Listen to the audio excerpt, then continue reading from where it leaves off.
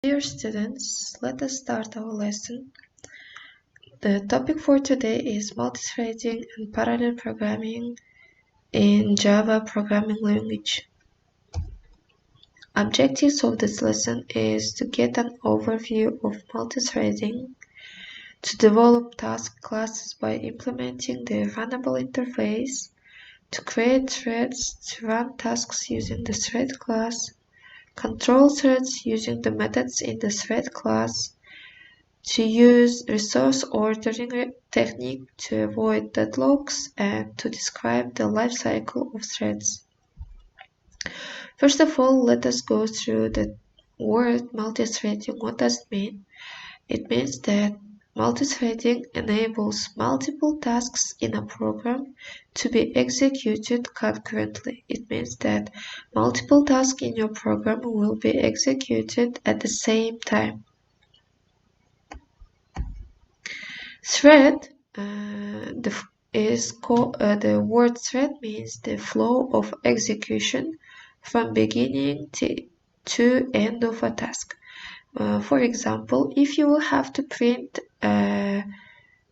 simple text in your program, the thread means the beginning of printing it and end.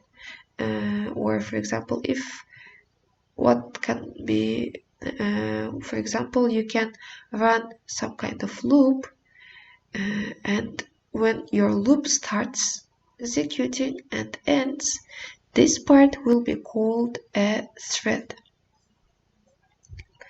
In other programming languages, you will have to add in some kind of module, some kind of extra features to your program to run several tasks at the same time, but Java has its built-in function that enables us launch multiple threads from a program concurrently. If you think of that you have several CPUs and several threads, first way is you can run one thread in one CPU. For example, if you will look through the top part at the first image in our slide, you can assume that you have one CPU and it will execute the thread 1. CPU number 2 will execute the thread 2, and CPU number 3 will execute the thread 3. But what if we want to run these 3 threads in single CPU? What will happen in this situation? As many logic of programming languages is taken from our daily life, you can assume that you have 3 tasks. Assume that you are having your breakfast, watching TV, and also you want to look through your, I don't know, some social media like Instagram or Facebook and etc. First, you can do it as shown in the first part. Like you can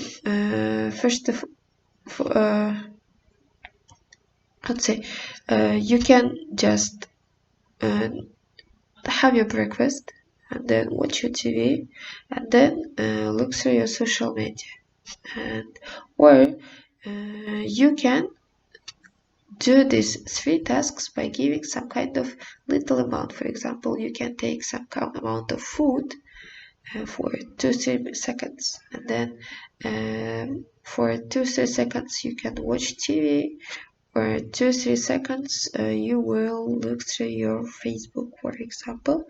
And when you are switching between these 3 actions, you can finish it in, I don't know, in 30 minutes.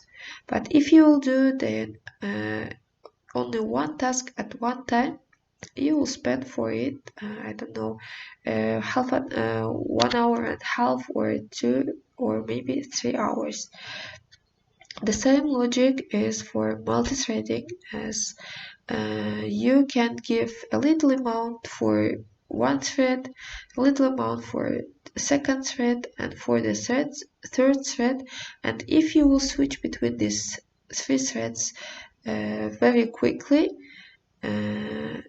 it won't be so visible for our eyes, but we will assume that these three threads have finished how to say, as if they are working parallelly, but in fact it will switch between them, giving them a little amount of time.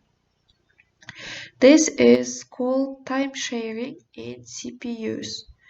The same logic is this is the way how our multi-threading works in Java. Now let us go through the programming part and see how it works in coding.